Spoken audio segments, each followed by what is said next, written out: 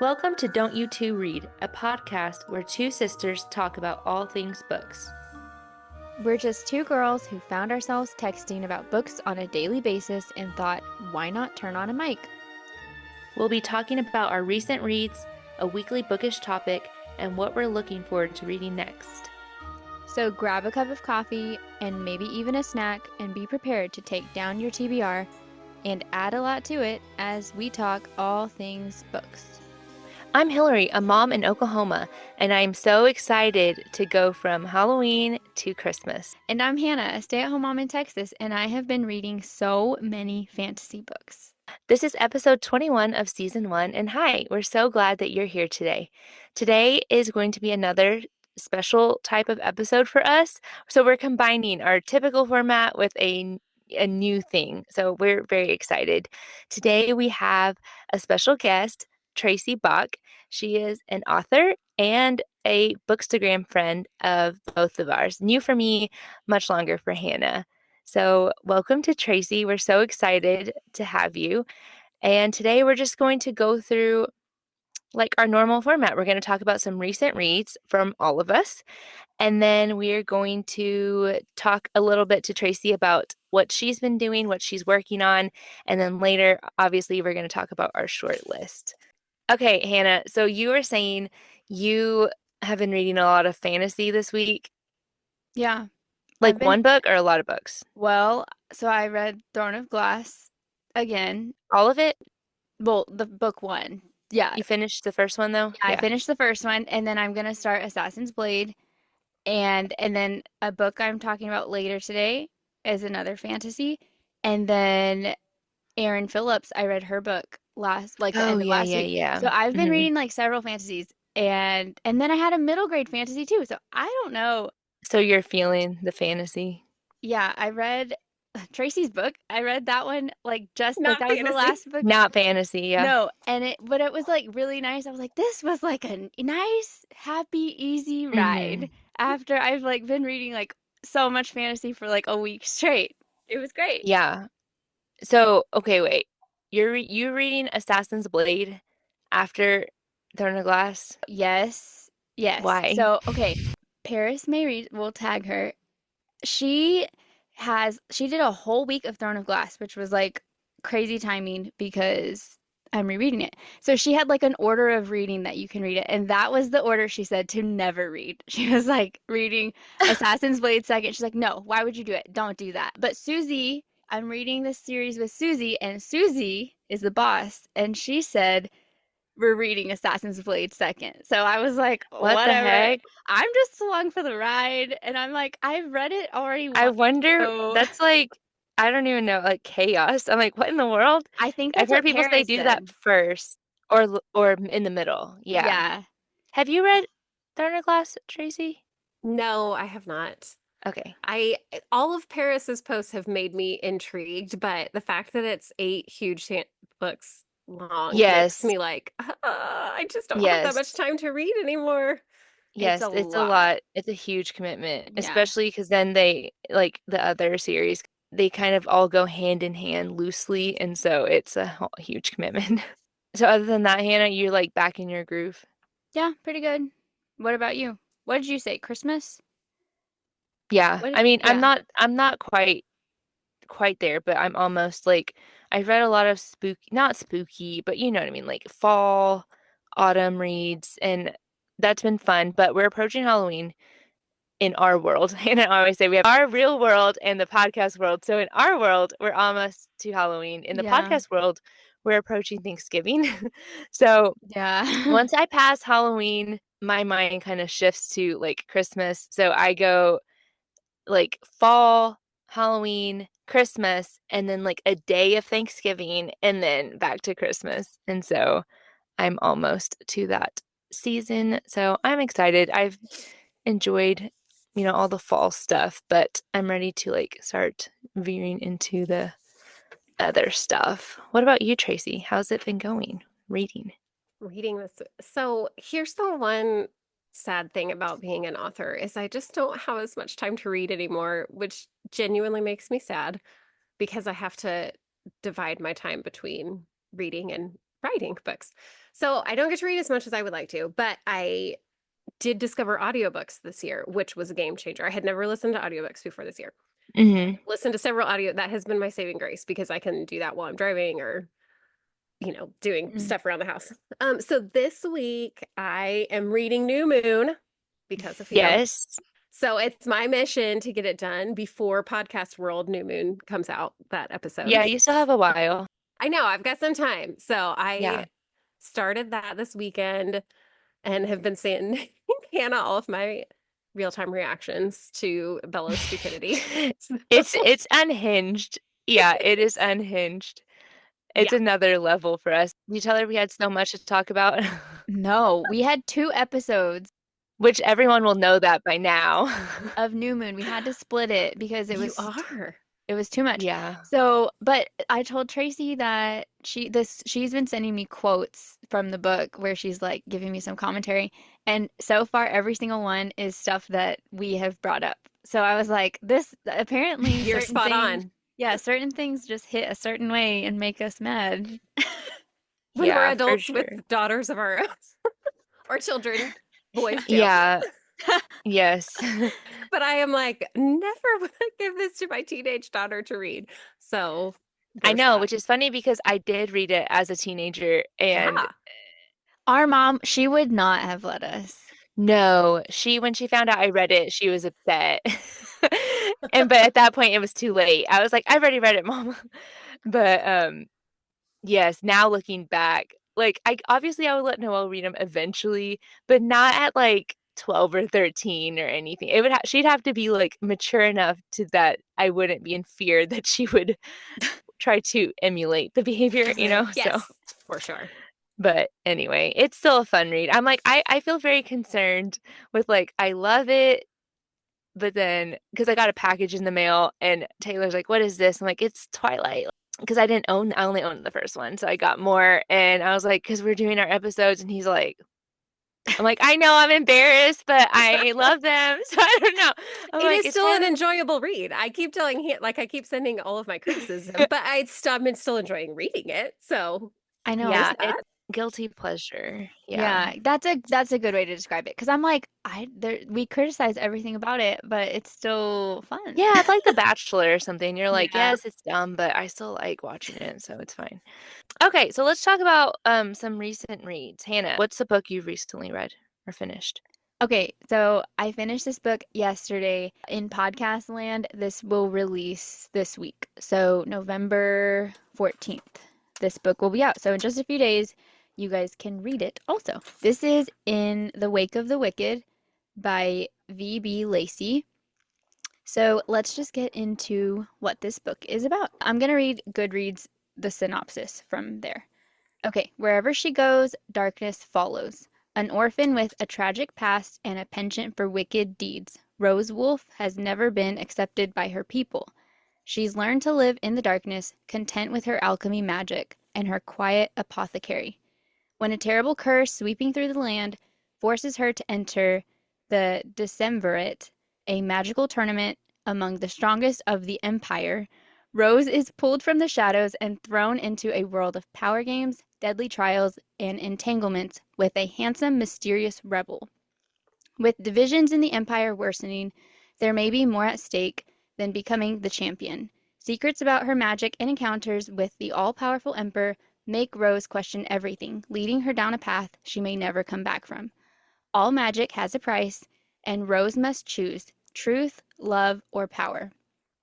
Okay, I always have a hard time describing fantasy because A, it's just complicated, and B, you don't want to spoil anything. So I'm going to try not to spoil anything. So some of the things might be vague. But basically, we have 6 different provinces, we have 6 challengers, and 6 different kinds of magic. And there's one deadly tournament. I thought this book was fun.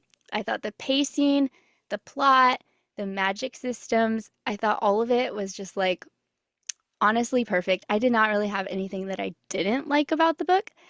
I loved that there were 6 different types of magic for each different part of the kingdom. And some of them felt unique to me, and I'll just let you discover them if you read the book. But all of the different provinces, they come to do a tournament, like a deadly tournament, which kind of think of like the Hunger Games. It gave that kind of vibe.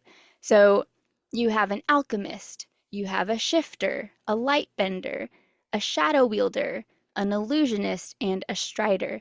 And so with each trial, it gets more dangerous. And I just had that feeling, like the Hunger Games feeling, where you're on the edge of your seat. You're like, who's gonna die next? Like, you're just like, it was a great time. And then there's a curse. So you have like a sleeping curse, and you're trying to like, you don't know all the answers to that. So you're like, well, why are some people getting affected by the curse? All the things with the curse that you're learning as the book continues. But yeah, I felt like this was really good. It is listed as a standalone. So she lists it as a first book in a series of interconnected standalones. So you can read this one knowing that it will conclude. Like the plot for this book you will be satisfied. Like it will conclude. It's not like a cliffhanger. But I was really excited for what comes next. And I think that helps too, like in fantasy where it's not like a major cliffhanger, because then I feel like I have to reread every single previous book because I'm like, I'm confused. So anyway, another thing I wanted to say about this book, it is closed door, and I was like really excited to see a fantasy book that's closed door that was really, really good. I think it was excellent just on its own, like as a closed door fantasy. I thought it was really good, but I also felt like I could compare it to a traditional published fantasy book or like another indie open door fantasy book. Like I felt like sometimes there's that stigma of like they're just not as good. But I thought this one really did well, especially in that category. So if you're looking for a fantasy book full of deadly trials, morally gray characters, unique magic, witty banter, and no spice romance that will have you swooning, then pick this one up. And that is In the Wake of the Wicked by V.B. Lacey. Is this a YA novel? I don't think so. Not that I know of. Like they are grown adults. I think she's like 26, so they're not teenagers. Yeah, that sounds really good. I added that to my Goodreads list.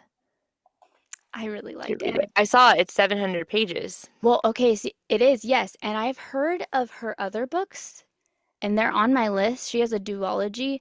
Yeah, I saw the Long Live one. I think that was on my Yes. list. And I've heard good things about it. I haven't heard it, but after I read this one, I was like, oh, like I really liked her writing style, and yeah, I really liked it. It was really good. Yeah, that sounds great. Okay, Tracy. Yeah, Tracy, you're up. I'm up. Okay, when Hannah told me to bring a book, I agonized over this way too much, more than I should have probably. So what I wound up doing was cheating, and I brought two books. So we love it. We love it. But the reason I'm bringing two books is because we were going to be talking about my Christmas book. So I was like, oh, I should talk about another Christmas book that I've read. And so what I wanted to do is talk about the first book that made me realize that Christmas books existed. And then I'm going to talk about my most recent Christmas book that I loved reading. And they're kind of interconnected a little bit. So the first book that opened my eyes to the world of Christmas romance was Winter Street by, I literally just looked up how to say her name, Elin Hilderbrand. So she's a very popular traditional author, has tons of books, and they're all set, or I think most of them are set in Nantucket. And I went through a long period where I didn't read fiction at all. And then I slowly started reading fiction again a handful of years ago. And I saw her book, I think it was back in the days when blogs were like where it was at, before podcasts, before Bookstagram, it was like blogs is where you got your info. Yeah. And I read a blog and she talked about this book. And so I read it, and I'm going to be honest, I don't remember a ton. It's actually a series. So Winter Street, I think, has 3 or 4 books. So I'm going to read the synopsis from Goodreads because I couldn't have told you a lot of the synopsis anymore. Okay. In bestseller Elin Hilderbrand's first Christmas novel, a family gathers on Nantucket for a holiday filled with surprises. Kelly Quinn is the owner of Nantucket's Winter Street Inn and the proud father of 4, all of them grown and living in various states of disarray. Patrick, the eldest, is a hedge fund manager with a guilty conscience. Kevin, a bartender, is secretly sleeping with a French housekeeper named Isabel. Ava, a schoolteacher, is finally dating the perfect guy but can't get him to commit. And Bart, the youngest and only child of Kelly's second marriage to Mitzi, has recently shocked everyone by joining the Marines. As Christmas approaches, Kelly is looking forward to getting the family together for some quality time at the inn. But when he walks in on Mitzi kissing Santa Claus, or the guy who's playing Santa at the inn's annual party, utter chaos descends. With the three older children each reeling in their own dramas and Bart unreachable in Afghanistan, it might be up to Kelly's ex-wife, nightly news anchor Margaret Quinn, to save Christmas at the Winter Street Inn. Before the mulled cider is gone, the delightfully dysfunctional Quinn family will survive a love triangle, an unplanned pregnancy, a federal crime, a small house fire, many shots of whiskey, and endless rounds of Christmas caroling in this heartwarming novel about coming home for the holidays. So there's your synopsis, which was a good memory jog. I didn't remember much. I will say this, I write closed door romances. This was not a closed door series. I mean, it wasn't super explicit, but as the series goes on, and I'm going to say, I honestly don't think I liked how the series ended romance-wise. So I'm not saying this is like the number one Christmas romance that you should go out and read, but it was the first one that showed me that you could have a romance that was all Christmassy. And like he runs an inn that has this huge Christmas to do, and people come to stay there specifically to participate in the Christmas activities. And it just made me feel so cozy and like made me want to go to a Christmas inn somewhere and partake in all of the festive activities. And so even though I didn't necessarily I enjoyed the books a lot and they were really good, but it was more about the vibes of like, oh my goodness, I could read a book that's all about Christmas and romance, and this is great. So that was the first time that I ever read a Christmas romance book. Most recently, I listened to the audio of Faking Christmas by Cindy Steele, which is a book that Hannah had talked about. Book. Yeah. Yes, I loved it. I loved it. So, okay, here's the synopsis from Goodreads on that one. One little white lie. That's all it took. Now, I'm suddenly having to fake date my work nemesis to get me through a week at a Vermont Christmas lodge with my family. The problem? I can't stand Miles Taylor. Not only that, but I don't date people I work with. But I can handle it. I've had practice faking my emotions for years. So it shouldn't matter that Miles never lets me get away with anything, and that he happens to boil my blood hotter than a steaming pot of wassail. So when he throws his annoying grin my way, or forces me on dates he knows I'll hate, I just grit my teeth and smile. Or maybe not. Did I mention that Miles is the one person in the world I can't seem to fool? When my emotions begin feeling less like a sham and his arms feel way too comfortable, it makes me think that maybe Miles had a plan of his own, and I'm starting to like it a lot more than mine. So that is the synopsis.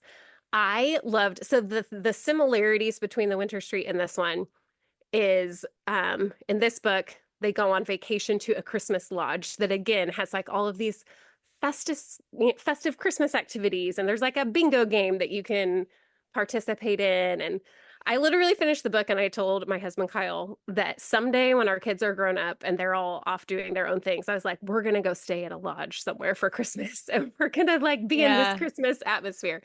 There's just something about reading a Christmas book when you get those vibes of like, oh, I just want to go stay in this, lodge and with all the Christmas decor. What I loved about this one is it was a fake dating, but the guy, Miles, he very early on tells her that his feelings are real. Like sometimes I feel like in fake dating, it can drag on a little too long where you have the like, oh, we've developed feelings, but we can't tell each other that. Like he's just faking it. Yes, exactly. And like and of course that builds tension and makes you want to slap the character sometimes. But I loved it in this one. He confessed, like he told her that these were his honest feelings fairly early in the book, and then kind of gives her space to figure out what she feels. Which of course it's a happy ever after. So she decides she loves him too. But spoiler alert. Yes, that is a favorite. So sweet. It is very good. Cute, and all the Christmas coziness and the romance factor was great. And I laughed out loud multiple times reading it. And the characters felt really deep, like well developed, and I just loved it. So I am all here for the romances that just make you want to go stay at a Christmas lodge somewhere. That book is Mm. really good. I read it 2 years ago now, Hmm. and it was really like one of my standout. I think Cindy Steele, though, is like one of my favorite Mhm. authors. Yeah, Like, I she's think great. she's just very good. You did audio, Tracy? Yes, I listened to the audio and I really liked the narrator. Yeah. I saw it was on Hoopla and I was like, "Oh, and I think on Libby too. It's like available I got it to on Libby. yeah, so I was like, "Oh, maybe because I haven't done the audio. I read it, but I was like, if it's good on audio, then maybe I'll try that." Hmm. Yes, definitely worth it. I liked it. Okay, cool. Okay, my book, the last one, I guess, of our recent reads, I'm talking about The Love of My Afterlife by Kirsty Greenwood. This was on my short list, and so I did say that I read it, but I said I was going to eventually bring it to the podcast, so I was like, I have to bring it now Oh, before the we get in too bubbles. deep. Yes. Yes. Before we get in too far in the season, like, so, okay. This book, I don't know what I would call, I think you can read it anytime, honestly, because the book is set in the UK in the summer. So they're going through a heat wave, which is funny because I looked it up and it's the equivalent of like 80 something Fahrenheit, and I just think that's hysterical, which is what we currently are in Oklahoma right now. We are in 89 today in Oklahoma. So, I Mm. mean, it is warm. It would be warm, but it's funny. I don't know that we call it a heat wave. Anyway, so it has that element. So it's summer in the UK and they say it's a heat wave. But then it's also like some people say they relate it to like spooky season because it is dealing with like the afterlife. So I don't know. It's like you can kind of toss it in anywhere you want to me. So I this is what the book is about. This book starts with Delphi dying. She tragically and funnily dies while eating a microwavable burger in her apartment. She immediately wakes up in the afterlife waiting room, and there she briefly meets a man whom she believes is the one, her soulmate. Turns out he was sent by mistake and he's returned home. So Delphi's beside herself. She meets the love of her life, and now she's dead. So what can she do? She's offered a deal: go back to Earth and find the guy and make him fall in love with her in 10 days. Can she do it? And if she can, then she can live and doesn't have to go, to the other side. So the writing style of this book is quirky and funny. Delphi is very socially awkward. They don't say that she has like some like I don't know how to describe it, but she's a little bit not antisocial disorder, not like a creep. She's not like a creep, but she has some social awkwardness Hmm. that with people. She's very kind on the inside, but she struggles to communicate and relate to people or to like pick up on what their emotions may be. Like they have to explicitly tell her, like, I'm happy with you, I'm upset with you. And she's like, Mm. oh, okay, okay. And she does okay, like that. She's a very kind character, but you can tell she's kind of like navigating that. And so she's a major loner. So she's forced to meet people along the way of her journey. That is what this book is about. So it's not the love story. There's a love story, but that's a B plot of this book. The Hmm. main plot is a found family story, which that is like one of my favorite things in books are like finding like I don't know, this like the group of misfits, if that makes sense, that find each Hmm. other. That is like one of my favorite things. And that this had that. I really enjoyed it. I thought I was getting into a romance, and while that is present a little bit, it's definitely the subplot. Like I said, I love seeing Delphi come out of her shell and make unexpected friendships. She gets herself into some crazy situations, but I thought the author was able to pull it off without being ridiculous. Or maybe I was just okay with it being ridiculous because I was having fun. So I want to say I read it a little bit ago. I want to say it's like technically open door kind of, but it's like not, I wouldn't say it's super in detail. And it was maybe like, I don't remember. I think it was on my Kindle. I'm not sure, but it was like a page, maybe. I don't know. And it felt weird, honestly, for it to even be any detail at all because it was like such a subplot of it. But Mm. anyway, anyway, it didn't bother me too much. It was just like a page. And so honestly, I just skipped it. So it wasn't a big deal. So, but anyway, I did like it. So it was a fun read. I don't know if you'd like it, Hannah, or not, because I don't know that you like funny books. I don't. I think I like funny, but I don't like whenever it feels like Like they're silly. trying. Ridiculous. Yes, like where it's like, oh, this actually happened in a book. So if this was your book, I'm sorry. But where like this lady is like tripping over a dishwasher and she's like, wow, like falling and like Like trips like slapstick humor. yes, and then falling into the guy and I'm like, stop it. Like I just anyway. I'm sorry. Sometimes it just goes too far. Yeah, I mean, this one's is a little, I don't think this is slapsticky. You haven't seen The Good Place, have you? No. But No, I whenever you haven't either. said when you said she chokes on a hamburger, I was like, Yeah, that's how you know yourself. It's starting off with a bang. but she dies. Yeah, she dies. It's like it makes light of it. So it's kind of weird to describe it. So, Is she like upset that like I died I mean, choking on a she's like, hamburger? what a bummer. Like, that sucks. I didn't even like it. I should have just had my normal meal. Like, and so it's basically like that. It's just like, it's dark humor, but it's not. I feel like UK humor is like that though. That's true. And I don't dislike it. Yeah, it's like the Good Place is like very that it's a show. I haven't seen all of it. I've seen a few episodes of it, but it's very like it's a dark humor, but it's Hmm. like they're making very light of it. So you're just like, "Oh, I'm in hell." Like I don't know. It's just like it's it's a weird humor, which I know I have. So I thought it was funny. I liked it. I don't know if Hannah would like it or not, but who knows? I don't know. I could see you going either way, honestly. But Oh. anyway, so those are the recent reads. So, okay. So, Tracy, I guess we're just going to talk about you. We're so excited. Okay. I want to tell you, I have started your book and I am, how am I? I'm like almost 200 pages in it. And I Oh, that's wanted more to, than started. yeah. Well, I started it yesterday.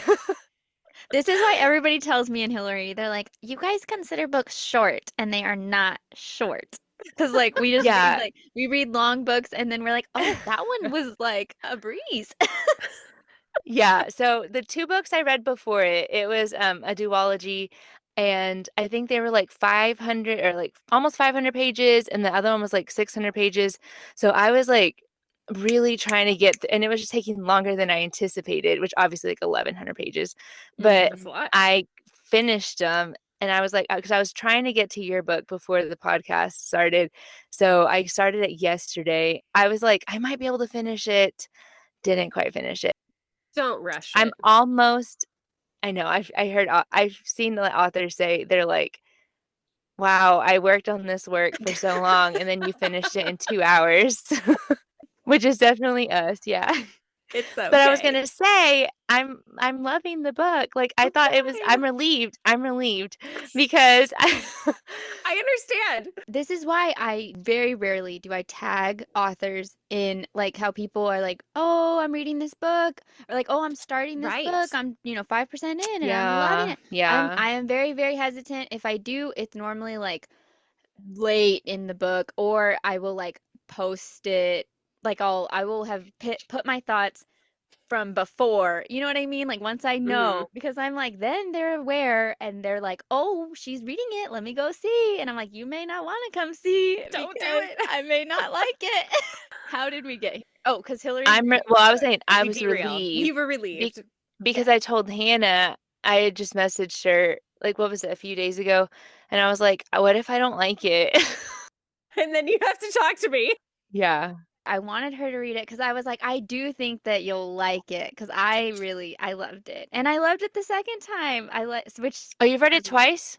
yeah, well, because I beta read it and then Yeah. I read the final copy. You definitely added a lot. I Mhm. feel like you added like because I was like, oh yeah, I don't remember this. Okay, so let's talk about the book then. So, like, Okay. I wanna say, I really loved it. Like, I do think I'm okay, I will say, like, I still have, like, 70 pages to go. Yeah. But so far, I feel like it's on par with, I mean, forgive me, I hope you like these people. With like, I feel like it's on par. I was going to tell you, like Courtney Walsh and Cindy Steele, like I love Oh, those two people. thanks. And I was like, oh, thank God. Like, I'm relieved because I mean, Hannah knows if like confronted, I would be like, I didn't like it. I'm sorry, which would suck, but I'm so happy I don't have to do that. I would take So, it. yeah, no, I didn't want to have to do that. So, anyway, can you tell us about the book? Like just a little blurb? Yeah, I'll read the blurb because Hannah knows I have been so overbearing about not wanting spoilers to get out about this book. So Yeah. I agonized over this blurb for the longest time because I was like, how do I make people interested while telling them virtually nothing about this book? So Yeah. here we go. Here's the official blurb. Everyone says to dream big, but how do you turn those big dreams into reality? From the time she was a little girl, Clara's dream has been to write romance movie scripts for her favorite television channel. But not just any love stories, Christmas romance is her particular obsession. Unfortunately, that dream has taken a backseat to the demands of her real job as a copywriter and manager. Clara's big break comes when her late aunt leaves her an inheritance with one stipulation attached. She must spend the money on something to help her achieve her writing dream. And Clara knows just what to do with it. She purchases a small cabin in the woods to serve as a writing retreat. With the perfect cozy atmosphere, Clara is finally ready to prioritize her lifelong goal. However, she's sidetracked when an unfortunate mishap lands her face to face with Clark, the town handyman. After an initial spark of attraction, Clara soon discovers that Clark is decidedly not a Christmas enthusiast. She quickly gets distracted by the broody man she can't forget and the small town that embraces her as one of its own. Will Clara get so sidetracked helping Clark and the town that her dream slowly dies? Or will they be just the inspiration she needs to make all her dreams come true? So I had to read it because I couldn't think of something off the cuff because I'd probably say something I would regret later. So there's the official blurb to You'd the book. spoil it for Yes. people. Okay. So I love that we're talking about like a little small town and like Christmas and all the vibes. So my question is, what was the process? Like when did you start writing this book? I started writing it when I was in between editing rounds with Love and Other Goals. So I think I started drafting it in probably March. I think. Okay, Of this so year? yeah, of this year. Okay. I think. Yeah, that sounds about right. February, March. Well, So I was wondering, basically I was asking because I was wondering if you wrote it like during the Christmas season or if you did not write it in the Christmas mm, season and how that like if that how do you do that? Like how did you get yourself in the mindset of, Christmas? yes. Okay, well, first of all, I love Christmas. It is my favorite time of year. So it took very little coaxing from my mind to just fall back into Christmas because Yeah. I love Christmas. So the idea for this story I thought of on the heels of Christmas season. So it was January 1st, 2024. My husband Kyle and I took a 1-day trip. Our kids were with my parents, and we had been casually looking at cabins in the woods. And we drove 3 hours and back on New Year's Day. God bless this realtor's heart that met us there to look at this cabin in the woods. And so while we were driving there, we literally just like spitballed this idea, like the basic plot points of this book. So the idea was planted in my mind on January 1st. So it was still feeling Christmassy. And then but then I wrote the bulk of it in, June, which is not Christmas season, Yeah, that's um crazy. but again, I can bring on the Christmas spirit at will. So it was not hard to bring on the Christmas feelings. I really do feel like this is like a Hallmark movie. Yes, that was my goal. I almost like see it in my head like a movie. Yeah, I thought so too. And that was another question I had. I know you used a different name in the book, but I know like you didn't want to use the actual real name. But my hmm question is that like a goal for you? One of your stories to become like a movie? If Hallmark called me up and was like, "Hey, we have the rights to this book," I would say, "Yes, you sure can. Let's do this." Yeah. I mean, it's happened Yeah. for indie authors, yeah. Hannah and I have been on the GAC train lately, Oh which is yeah. like basically the same thing. They can call me too. If you're listening, give me a call. JC, if you're listening to this super niche podcast, We have a future We have a movie for you. Christmas story for I will you. tag them. I will. The speed they record them, they could just do this year. Yeah, For sure. for Christmas 2025. Yeah, I thought the same thing too. So I was just wondering if that was something that you personally would like, or you're just like, no, it was just a story. No, Just a yeah, I wouldn't say, well, and I for sure could not write the screenplay. Like if let's say that, something crazy happened and this gets turned into a movie. I'm sure there would be screenwriters that would take it and adapt it because I don't know the first thing about writing a screenplay or movie script. So I wouldn't say it's necessarily like my lifelong dream, like it's Clara's in the book, but right. I for But you'd sure, be I mean, I open. love it. Yeah, I'd be open to it because I love those movies and I Okay. loved those movies before I knew that Christmas books existed. So We did too. Do you have like a favorite one that you like, or you just like they're all very similar. But do you have a favorite one or you just like them all?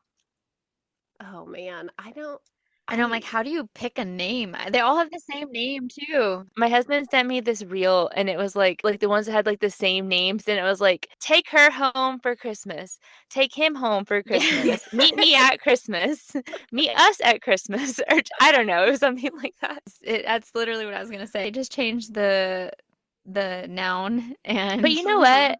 My husband, he also watches Hallmark movies. I've said before he's a first responder and like life's already stressful enough for him. So Oh, he just kind of like plays them in the background all the time. So all the time I'm telling my family, I'm like, Taylor says this was a good one, or, send them my way. yeah. So he has his own little list going. But I feel like they're really good. So like the movies and like books like this, like I think that's what I was saying earlier. I had like two big books and they're like fantasies, but they're dark and heavy. And so this felt just like Hannah said, like a refreshing, just like I don't know, like just a lighthearted. So obviously there are serious elements in the book, Mm-hmm. but overall, like everything's going to be okay. And so I think Yes. that's what makes it a little bit different. mm-hmm. So I love that. And sometimes you need that. And I heard a friend once tell me that studies have shown that's why like Hallmark movies or like rewatching shows that you love are like very good for your brain in a time of Mm-hmm. stress and anxiety is because in a season of like you don't know what's going to happen, your brain likes to go to things that you're like, I know how this is going to end and find Mm-hmm. like comfort in that. Yeah, which is like me. Your whole life. It makes sense. Okay, so I do have a question about your inspiration for the book. Like you said, you went Mm-hmm. on a trip, or sorry, did you buy the cabin or were you looking to buy it? No, yeah, we were considering buying it and then it turned out to be a flop. Are you So, still looking for one? like casually, not like avidly, but we'll occasionally pull things that we kind of have an unrealistic picture in our minds of what we want it to be. So it probably Yeah. doesn't exist.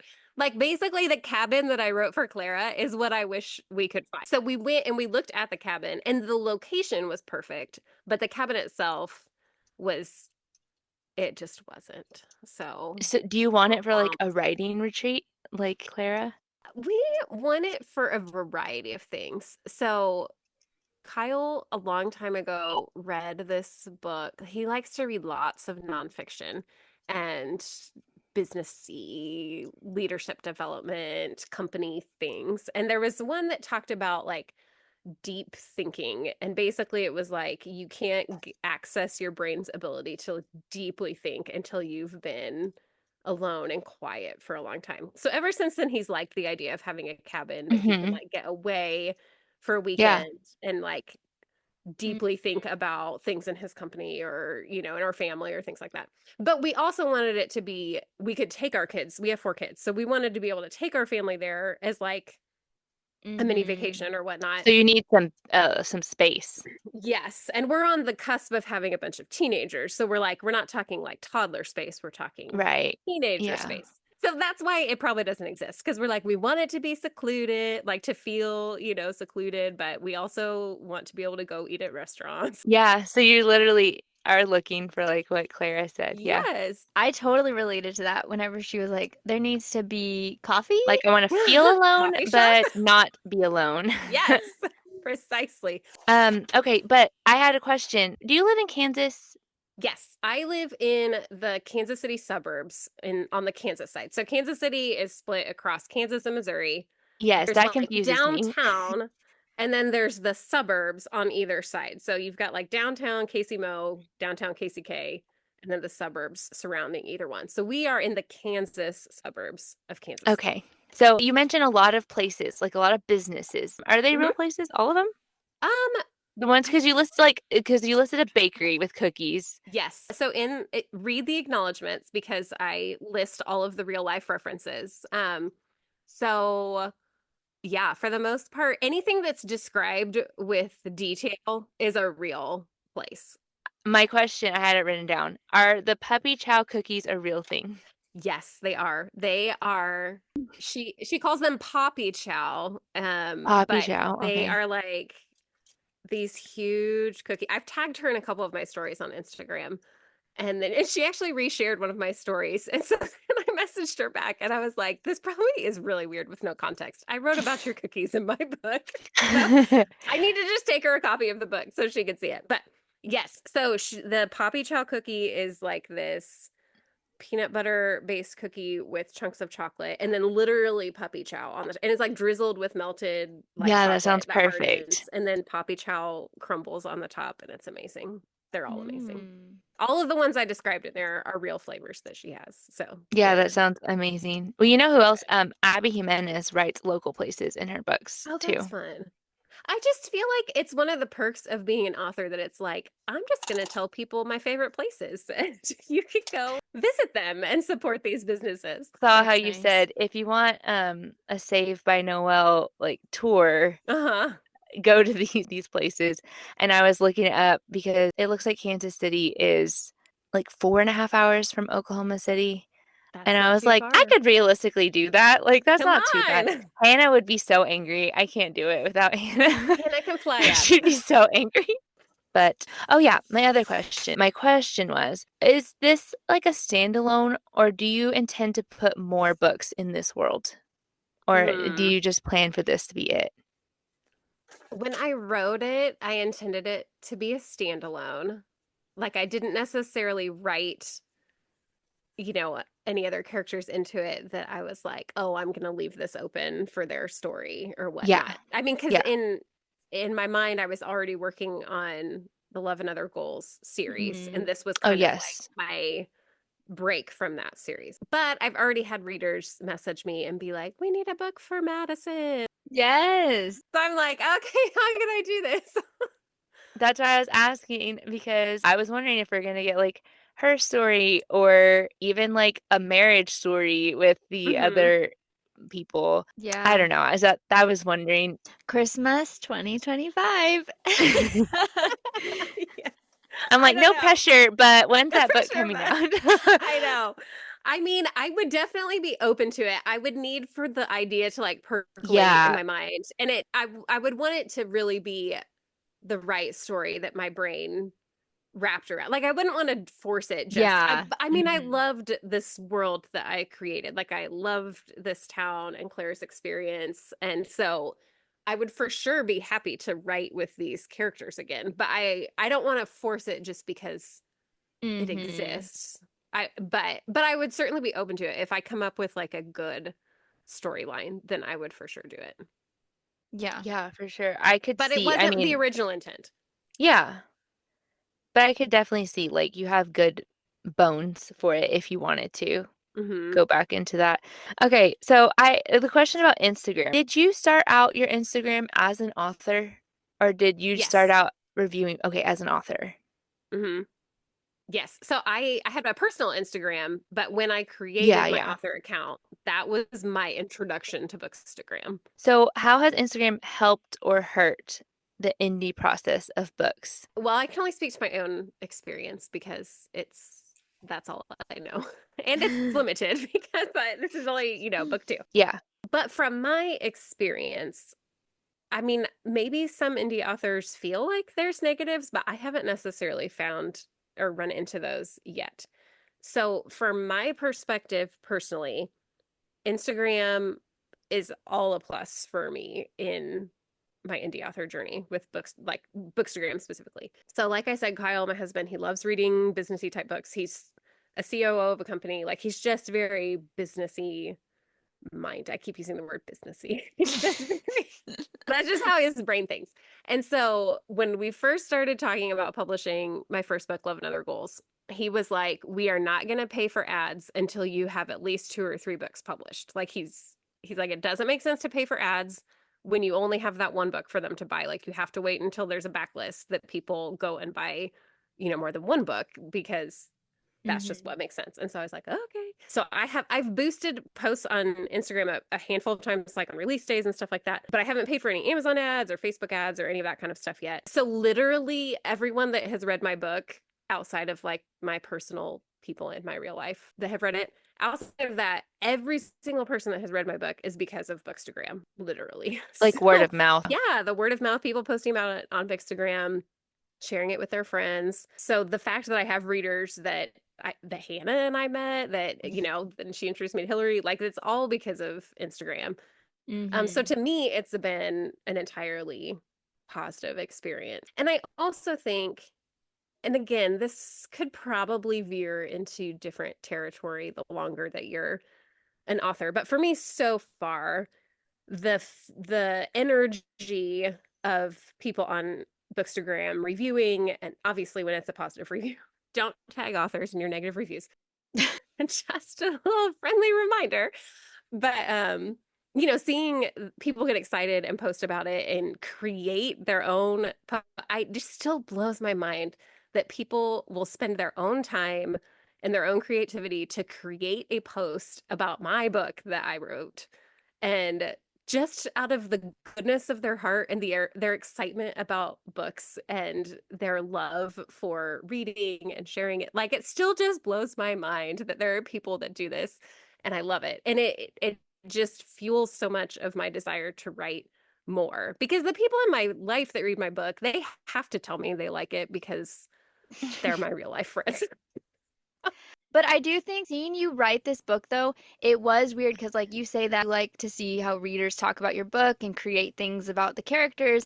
And I think, like, as a reader, there are some books that, like this, like I said, I felt like I was watching a movie. I forget that, like, oh, there is an author who wrote this. Seeing you write this book was interesting because you would send me like, oh, I added this in, let me know what you think. Yes. And I'm just like, it's so bizarre because I'm like, she just changed that whole paragraph. They could literally change anything they want. Whenever in my brain, I just see it as like a plot. You know what I mean? Like an outline. I'm like, no, this is the way the story has to go. And I'm like, they could literally just change it at any point. And it was fascinating to see your process of editing things and like moving things. And I forget that this is like a person is writing this and editing this and changing things. It's just weird. What made you write now? Like, why now did you start? Why now? Oh, goodness. Like, is it something you always wanted to do? So I have always loved writing. I've always loved reading. That is how my mind works. I remember I was a secondary English education major in college. And in one of my education classes, we took this test to figure out what type of learner you are, like auditory, visual, written word, or I can't remember what the other one was, sensory maybe. And it basically was like the test was they would say a word and you were supposed to write down or record what first came to your mind. Was it like a picture of that thing, or was it an experience that you have felt, or was it a visual of the word spelled out in your mind? And literally every single one of them was a word spelled out in my mind. So I scored like 100% on written word learning. Interesting. Yeah. It still stands out to me. So that's just that is how God made my mind, is to think in words and stories. I've always dreamed up stories ever since I can remember. I've always loved manipulating words to change meaning or to make people feel things. Like even writing notes to people, like encouraging cards. Like I've always loved that because I've always loved the idea of how can I take what I'm feeling towards this person and make them feel that through the words that I write to them. So I've always loved writing. I like I said, I was an English major, and so did tons of reading, tons of analytical writing in college. Fiction writing was not really on my radar. And like I said, I went through a long time where I didn't even read fiction really. And so for a long time, I kind of set aside this whole desire to write or to read or anything like that, and just kind of was like, no, there's other things that I should be focusing my time on. There's other things I should focus my thoughts on. And so I just kind of pushed it aside.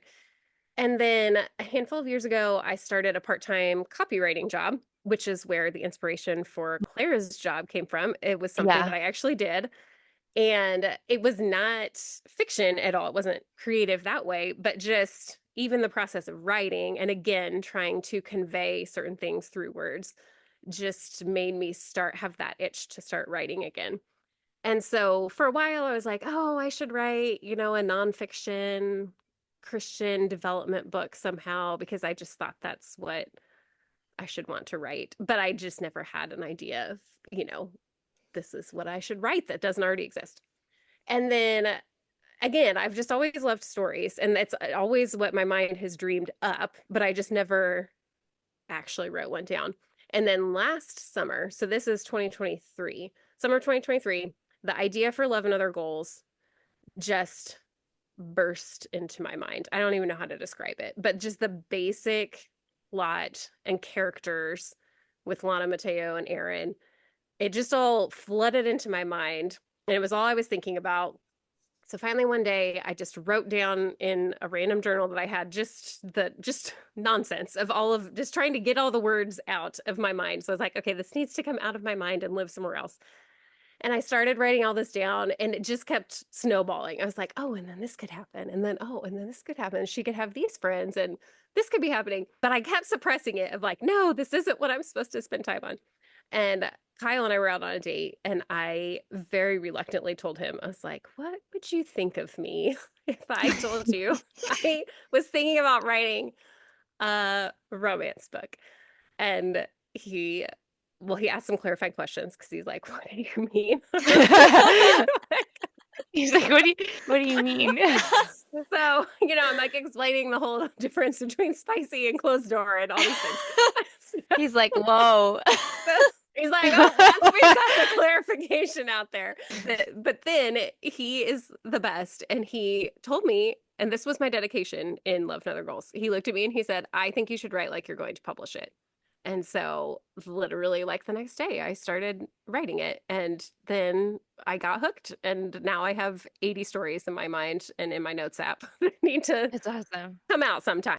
That's so fun. I love it. I love seeing, like, I think sometimes we can think of like new dreams and new like ventures as like a teenager or, someone in their younger 20s thing. But often I feel like even as you go into motherhood and then years after your children are born, I think that's just whenever you're like, you wake up and then you're like, I don't even know who I am or what do I like? And I know like because I'll always tell everyone I've been in therapy, and I do go to therapy still.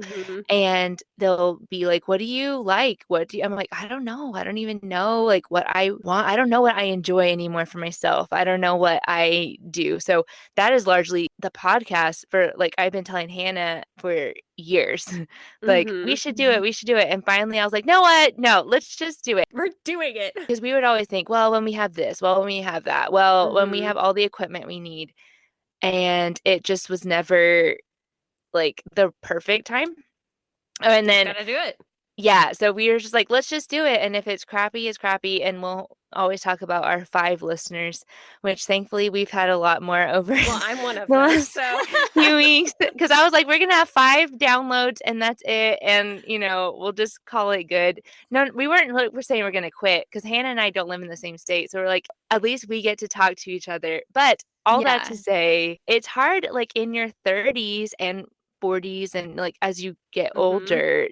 Like you think sometimes, well, that time of my life is done. Like it's not the time to do new things. So I think it's like really cool to see people, that aren't like kids that are like, I'm going to do something brave and different and change. Yep. I turned 40. So I published my first and second books at age 40. So That's so awesome. Not too late for a new chapter. Do you tell people when you meet them, like, oh, I'm an author, or does it take time? Like, when do you tell people? You And know, do you? Kyle tells them. Yeah, Kyle and that's good. one of my neighbor besties, Rachel, is always telling people on my behalf. So, That is so funny. yeah, that honestly, writing the book was one thing, and then actually admitting to people that I wrote it was a whole second set of mental hoops to jump through. So it took me a long time to tell people in my real life that I had written this book, and most of them I told via text message because I couldn't bear to do it to their face. Yeah, you send it and then you just put your phone down. All of my best friends in my Bible study, I sent a group text to, was like, I wrote a book. So have they read it? oh yes, they've read it. I Their gave little them fan their club. copies of Saved by Noel, and they're the best friends. They planned my book launch party for Love and Other Goals, and it was awesome. So now I'm getting better at admitting. But I would still say it feels like admitting to people that I am an author as opposed to like declaring that. Why is that? Because is it because you feel like they're not very good? I don't know. I think it is from the little bit that I know, like it is also like exposing and vulnerable. So like I sing, but I'm never like posting videos of me singing because I'm like, that's personal. It feels like very vulnerable. So I can't imagine being like, now I'm going to publish this work of me singing to all for y'all to listen to because it's great. I'll be waiting for that. I feel like with the podcast, it's not like writing a book, but like we learned, like did so much research. It was like a huge task. And I do not tell people, no. And I'll tell Josh, you don't tell, because I'm like, he's the one. I'm like, I already know you're gonna spill it all. You're about to say it. I don't tell people either, but Noel does. So funny. She's always at people's houses and she's like, hey mom, can you pull up your podcast? I was just telling them about it and I can't find it on Spotify. And I'm like, oh, be quiet. Oh, I also love that your daughter's name is Noel. That makes me happy. I showed her the book. I showed her the cover. I said, look at this. And she goes, Aw. how is it called this? She's like, it's about me. Yeah. She's like, how is it? I'm like, that's just what she wrote. And she's like, oh, so she loved it. I do wonder too, and I mean, because this would apply to you guys with your podcast too. I wonder if part of it is with doing independent publishing as opposed to traditional publishing. And like for you all, you're essentially uploading the podcast yourself as opposed to being under a network. Then it feels like if it feels weird to be like, I do this, but like literally I do. Yes, you don't have an external validation of someone else that has said you are good enough to put this out in the world. You're just like, I'm going to do it and see what happens. And it could be garbage. That is a good way to describe it, because if you're like picked up by an agent or something, then you're like, an agent loved me. But you know what? As we have seen, that means nothing. And I've told Hannah all the time, never say never. It would probably depend. But I think I would struggle to do traditional publishing because I just don't like being told what to do. So that is the pro of indie publishing is you get to make a lot more decisions for yourself. Yes. And that's why Hannah and I haven't done ads or sponsorships or anything. Like we haven't looked to do any of that at all, just because we like total control over everything and like unbiased opinions on everything. Like we're huge on that. And so yeah, we just do it for the art of it. Okay, so that's why you decided to go indie publishing, just like because you have total control over it. But that is like a full job, like a huge commitment. Yeah, I mean, it is definitely. I was just talking with another indie author friend earlier today, Jordan Abbott's, and we were talking about how there's you love Jordan. There's lots of resources out there about how to market your books, but there is not a lot of resources about the nitty-gritty, like how do you create your Amazon author account? And how do you get this printed? And which I'm sure for you guys with a podcast has been a lot of the same. It's a lot of technical stuff of how do you do this. So it is a learning curve, and then obviously you're doing all of your own marketing and strategies and stuff like that. But yeah, but I liked the control factor because I'm an Enneagram 8 and I like control. But also I'm also just not patient. Like the traditional publishing timelines are so long and I was like, I just don't know that I can wait that long. So Years, yeah. we'll see. I Mhm. mean, who knows in the future? It's nice that you can choose. And I feel like, honestly, I don't know. Before Bookstagram, I don't even know that I knew indie versus traditional. Like, I would That's just see right. a book at the store, and like that was just what books were. Kindle Unlimited was Yeah. known for being like not as high quality books, but it has dramatically changed. And it's crazy. Yeah. Now I think people think about Kindle Unlimited, they're like, oh, cool, like I can try it. Where you may not necessarily buy a book because you've never heard of that person. Now you're like, oh, I actually really like this person, and I would buy the next book that they put out or whatever. Hmm. Hmm. So it's a different world than even a few years ago. That's so cool. Hannah, do you want to talk about your Christmas rapid fire? Yes, they're fun and they're not serious questions. Okay, what is a movie you have to watch every Christmas? Elf, hands down. I mean, I like lots of them, but 100% we have to watch Elf. That's funny. My mom hates that movie. Oh, okay. I will say I hate everything else Will Ferrell has done except for Elf. Well, and there was a something he and Ryan Reynolds were in together, a Christmas A movie Christmas last year or movie, something. That yes, was a okay. musical. Something. I remember. That was fine. But yes, I don't like him. I don't like his humor in anything else other than He Elf. I is just love that movie. gross. At least that's my Yeah. opinion. But Josh thinks that he is so funny. Okay, I don't know if he always thinks he's funny. Anyway, this moved Are you on. answering this question, Hannah, or no? These are No, just for Tracy. no, I'm sorry. I just wanted to enter like I don't know. Mom hates that movie. She's always like, "Oh, he just drives me crazy." I think she claims to like the movie now and that she never said that. Okay, what is your favorite Christmas song? Oh, this is really hard. I really like Christmas songs. Okay, wait. Can I say two? Yeah. Okay. Like my all-time favorite Christmas song is O Come, O Come, Emmanuel. I love Mm-hmm. that and wh- I'm okay, wait. I'm answering way too many. That and the first verse of Oh Holy Night are both favorites, like from an emotional, like the true meaning of the Yeah. season standpoint. They get very deep. They are And I like when you really the thrill listen, of hope, a I weary world know. rejoices. Like when you feel so weary, when our world feels so weary. So it's like, yes. But so those are my favorite meaningful lyrics. I would say Michael Bublé Christmas, Mm-hmm. period, is I that whole agree with album is that. my favorite. Yeah. I agree. Is Christmas The Christmas iconic? album is where it's at. I Yes. mean, I grew like I associate all of my childhood Christmas memories with Mannheim Steamroller Christmas. Like that's the Yeah. like soundtrack to my childhood Christmas. And then when we had our own kids, I was like, Michael Bublé will be the That's soundtrack of their amazing. childhood Christmas memories. So we listened to it nonstop. Okay, so as far as Christmas traditions, I could see this answer being like you as a kid, what was your favorite Hmm. Christmas tradition, or you as a parent? Because I just Hmm. whichever way you want to go. Which one's your favorite Christmas tradition? So it's probably easier to answer me as a kid. My favorite tradition as a child was we would alternate years celebrating with my dad's side of the family, my mom's side of the family, which is what we do with our kids now. When we were with my mom's side of the family growing up, we would always, all the cousins would spend the night in my grandparents' house. We would do Christmas Eve. We would always have soup for dinner. We would open all of our presents together. And then all the cousins would spend the night with my grandparents. And then the parents would come back Christmas morning for a big breakfast and we'd have Santa gifts and whatnot. So, and that is Christmas to me when I think about Christmas in my childhood. Um, our kids nowadays, our traditions we're trying to develop more traditions because we were kind of all over the place. For the first chunk of our kids' lives, like literally moving Mm-hmm. different parts of the world.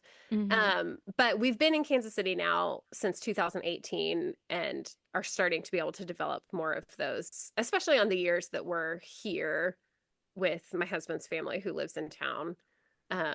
We still celebrate on Christmas Eve and then do something fun with just our kids in the morning. So we're developing those traditions, but it stands out more in my mind from my own childhood traditions. Mm-hmm. Oh, I will say one thing that we have done since moving to Kansas City, our daughter Layla has been in the Nutcracker for Aww. several years now. So that's becoming more of a tradition, watching her in the Nutcracker. And this year, I think for the first time, we're going to take her to the Kaufman Center and to see the Kansas City Ballet Oh. performance. And that will probably become a new tradition. Okay, next question. Eggnog, hot chocolate, or apple cider? Which one? Coffee.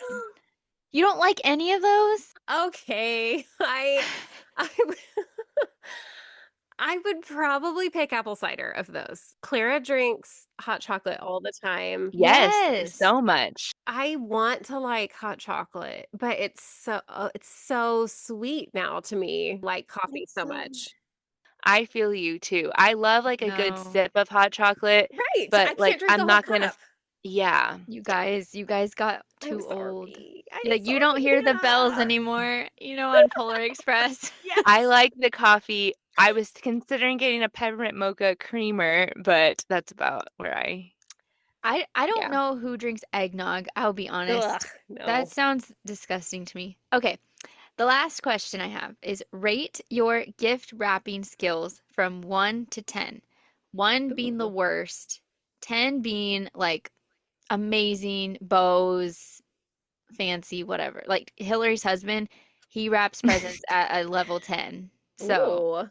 yes, it's a gift that I don't have. It really is. It's Hmm. very professional. I would hmm say I'm a solid 6 for the most part. That's not bad. I'm a But 1. if I Yeah. want to be like, if I want to put effort into it, I could probably be like an 8. But Yeah, that's the good. amount of gifts that I'm wrapping, I don't put that time Do into. I you could. wrap them all or does Yes. Kyle help? No. I'll Oh, do them all. that's the thing too. Like Josh, we'll do it together, and he's not quite Taylor's level, but he's like, you only need 3 pieces of tape, and Oh my this, gosh. and I am like, vroom, He's an vroom. engineer. Yes, and so I will wrap like all of the gifts, and he will wrap like 2 because in that time frame, I am like all I need you crooked to and send doing me all this. photos of these wrapped Taylor together. does them all. He won't let me do them because like it's Oh, embarrassing to him. But he likes it, huh? It's like his I won't be hobby. associated. Yeah, he'll like it. He He does puts his it. Hallmark movie and wraps all the family's gifts, and they do. They look like I'll have to try to find some pictures. Yeah, send But some. yes, they do look professional. It is, and I'm Mm, like giving it to you in a Target sack, and I'm like, here, I thought about you. Here's the gift. I know. I do enjoy getting artistic wrapping paper, like not the like cartoony paper. Like I like getting Yes, the that's how like he is too. He's plaids a or the, brown craft paper with snowflakes or something. So, It's fancy. The thick yeah, paper. the good It's stuff. the hmm it's the paper that Bella got herself a paper cut on. in New Moon.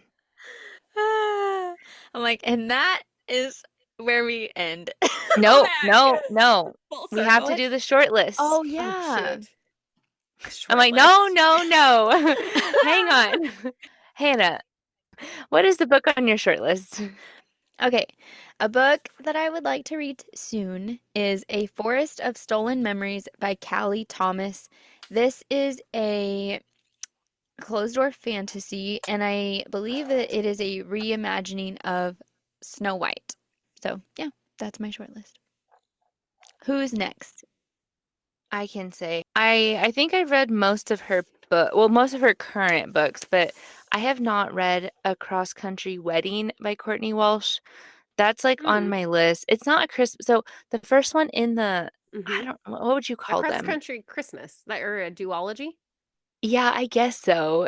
They're related. So I read that one, loved it. That was like my first book of hers, I think that I read. And then this one, the wedding one, it's not a Christmas book. So I want to read it though because I've liked the rest that she has done. Because I know she has some before earlier that are like more serious. I don't read her older ones because I like her happy, but like I'm here for that. If I'm reading Mhm. Courtney, I don't want to read tragic things. Yeah, yeah. But I read that one that you mentioned, Hilary, and I really liked it. Yeah. Do you think it's really springy or it's fine? Like it doesn't. I've read it. Oh, you did too? I have. It takes place in the summer, spring. Like It's not spring. Christmassy at all, but it's not Oh, like. spring vibes. No, I did not notice or note anything about the season. Well, I want to read it because she has a new Christmas book coming out. Yes. And so I wanted just to be Excited like for that. caught up. Yeah. Reading of her backlist. Yeah. Yeah. Okay. Do you have one, Tracy? Okay. Yes. So I'll throw out there that there are tons of indie Christmas books coming out that yeah, there are. There are so many, and I'm excited to try and read them, but I have such limited reading time. It makes me sad. So the non-Christmassy book on my short list is A Bond of Briars that Hannah talked about by Erin I'm like, Phillips. So yes. There it is. I have it downloaded on my Kindle from Kindle Unlimited. So whenever, I don't know how shortly I will get to it, because I have a feeling by the time I finish the Twilight books, I will be ready for all of the Christmas books. So someday I'll get to it. I guess the rest of the Twilight books are also on my short list because I want to keep up with your podcast. Thank you for coming, Tracy. Yeah, thank you, Tracy. Thanks for having me. This was so fun. Before I sign out, I just wanted to mention Tracy has 2 books that are currently out now. She has Love and Other Goals, which is a college sports romance. And then now she has Saved by Noel. This came out November 1st, so you are able to read it now. You can find both of these books on KU. They are also available for purchase, paperback, or ebook. So go grab those, check them out, and you can follow Tracy on Instagram at author Tracy Baack. You can follow all of her updates there for her writing progress, for her book releases, for all of the above. And you can find all of this information in our show notes down below. So if you've loved the episode, let Tracy know, go follow her, and thank you guys so much for listening. If you've made it this far and didn't add this episode to your DNF pile, thanks a bunch. That brings us to the end of this week's episode for the Don't You Two Read podcast. We hope you enjoyed hearing about our recently read books and hopefully getting to know us better as we begin this podcast journey with you guys. We will be including timestamps in the description on every episode so you can check there for books or products that we mentioned in today's episode. Be sure to tune in to our next episode when we will be chatting about all things books. Don't forget to follow us on Instagram at Don't You Two Read Podcast, and you can find me at Hannah Reads. And I'm at Hilary Reads. If you enjoyed today's episode, would you take a moment to follow us? You can also rate and review us wherever you listen. And as always, please share this with all of your bookish friends. Thank you so much for joining us today. Until next time, we hope you have a magical week filled with 5-star reads.